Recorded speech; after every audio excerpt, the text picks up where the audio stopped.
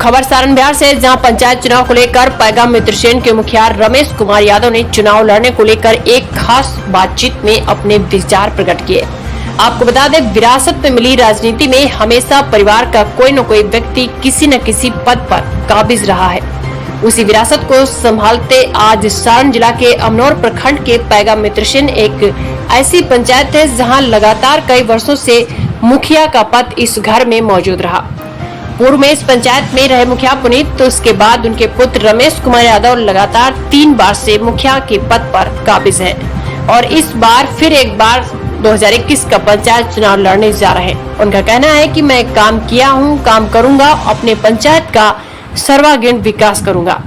वही पंचायत चुनाव को लेकर जब हमारे संवाददाता मनोज कुमार सिंह ने क्षेत्र के विकास से संबंधित मुद्दा एवं विकास से संबंधित कार्यों को लेकर उनसे बातचीत की, तो उन्होंने क्या कुछ कहा, देखिए यह रिपोर्ट।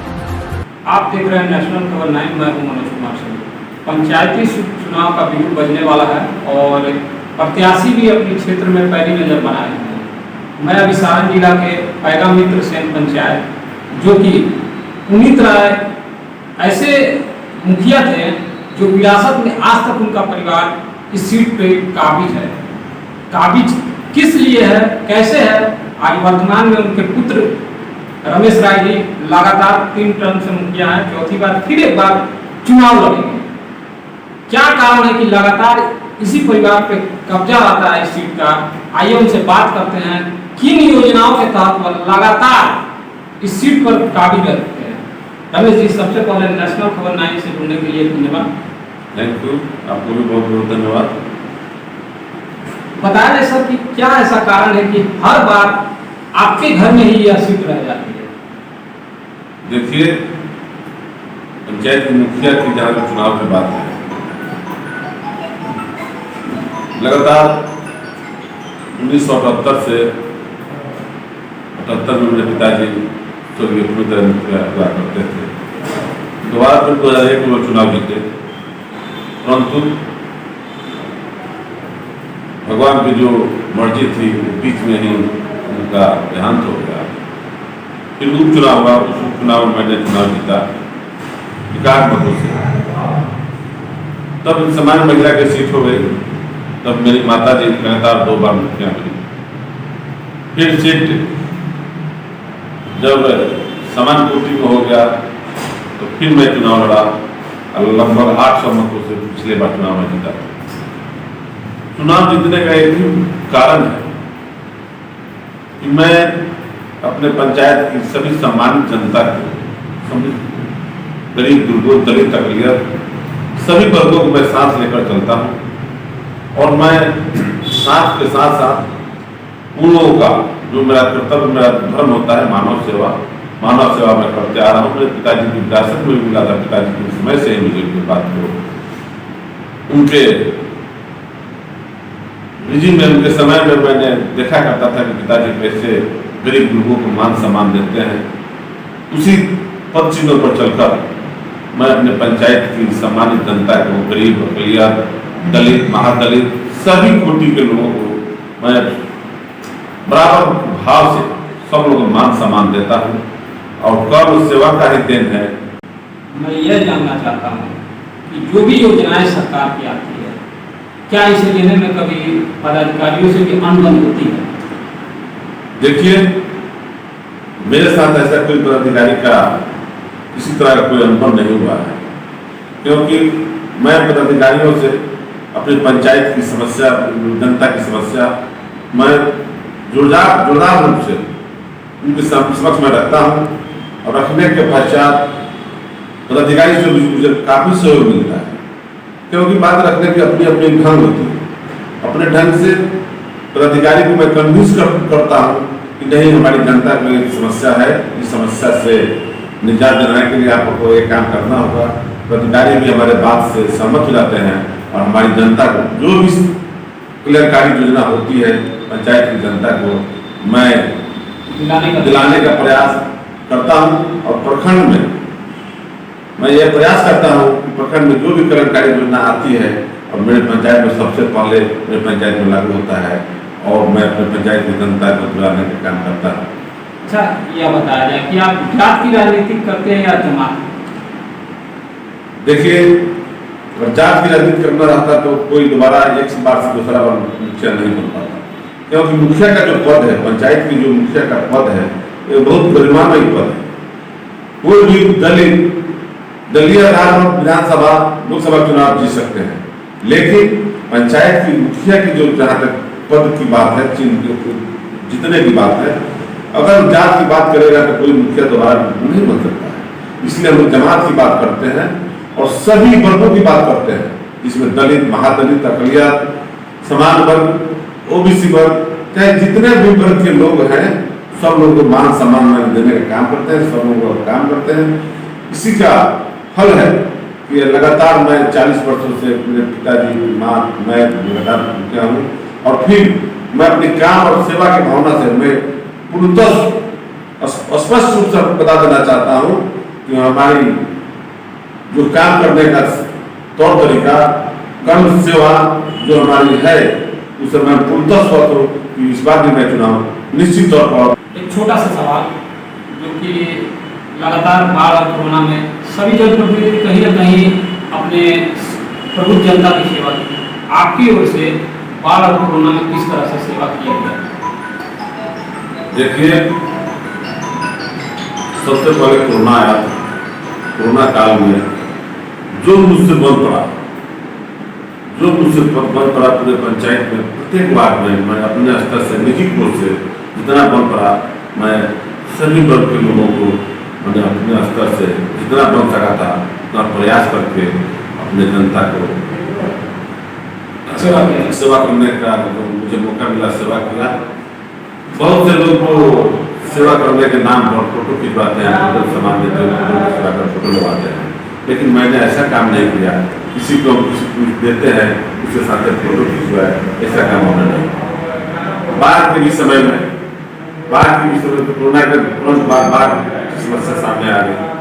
बाढ़ की समस्या के समय में भी मैं अपने स्तर से जितना हो सका बाढ़ की समस्या अपने स्तर से, सरकारी सेवा के स्तर से, अपने निजी कोष से भी सैकड़ों तिरपालों का हमने वितरण अपने पंचायत में किया।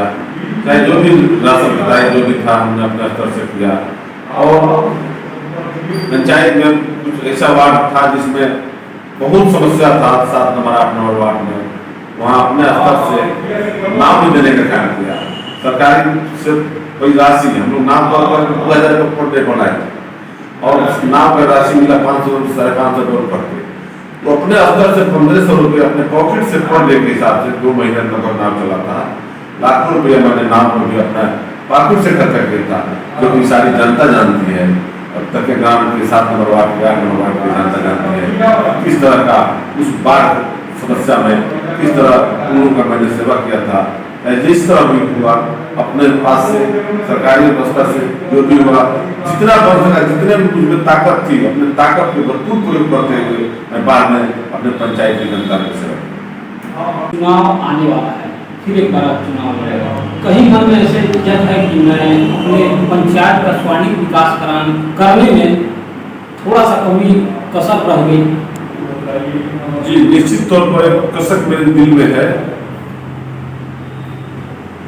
उस ग्राम में जैसे पटाईकोट में जल निकासी की समस्या है, संयोगवश हम लोग अपनी बात विधायक एमएलसी से भी किए, क्योंकि पंचायत स्तर की बात नहीं है, इसमें तो लंबी बजट की, बड़ी बजट की इसमें सत्ता है, लेकिन उनकी विधायक भी इस पर ध्यान नहीं दिए हम लोगों को। और पंचायत की साधन सीमित है, पंचायत की राशि से बड़ी नाला जल निकासी का व्यवस्था नहीं हो सकता है। यह मेरे दिल में कसक तो जरूर है। इस जल निकासी तक यहाँ पटाही या पैगा मित्र सैन और सब जो जगह है, जल निकासी अगर हो जाता है तो हमारे पंचायत की सबसे बड़ी समस्या समाप्त हो जाएगी, और खुशहाल पंचायत जो कृषि पर आधारित हमारा पंचायत है, और हमारे जल निकासी की समस्या पर समाप्त हो जाती है। तो निश्चित तौर पर हमारा पंचायत कृषि प्रधान है, और कृषि में जब भरपूर यहाँ हम लोग पहले चावल, गेहूँ, आलू, मक्का सब लोग हम लोग जाते थे, लेकिन विगत अगले साल 2020 से बाढ़ की जो समस्या सामने आई, उससे पंचायत में न गेहूँ, न आलू, न मक्का, कोई भी फसल नहीं लगता है। क्या दिल में कसक है, कोई निकासी की रास्ता निकल जाता है।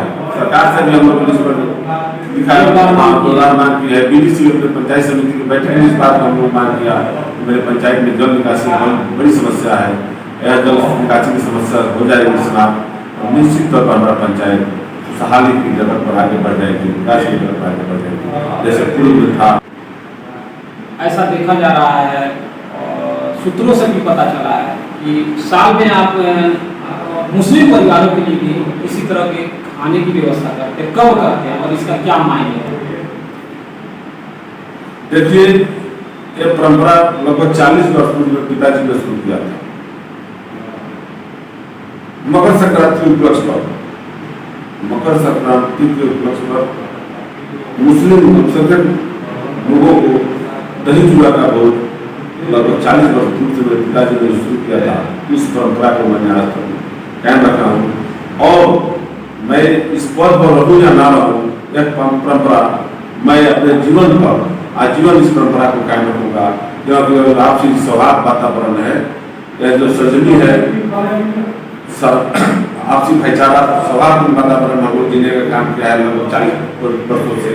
और हमारे समाज में कोई भी इतना भी बड़ा दंगा हो गया था, आप देखे होंगे 2 साल पूर्व इतना बड़ा दंगा हो गया था, पूरे सारा रिश्तेदारी में इस तरह का आग फैला हुआ था, लेकिन उसके बावजूद भी मेरे पंचायत में हिंदू मुस्लिम एकता जो है कायम रखा और आपसी सौहार्द वातावरण में हम सब हिंदू मुस्लिम मिलकर दुर्गा पूजा, ईद, बकरीद, छठ, दिवाली सब दोनों पर्व के लोग खूब खुशी सब पर्व में शामिल होते हैं और दोनों पर्व बहुत अच्छा से पर्व, हिंदू का पर्व होता है उसमें शामिल होते हैं, उन लोगों का पर्व होता है हम लोग शामिल होते हैं। इसलिए हमारी पंचायत की जनता बहुत सोची समझी प्रबुद्ध जनता है और आपसी सौहार्द से विकास होगा ये बात में भली भली जानता है।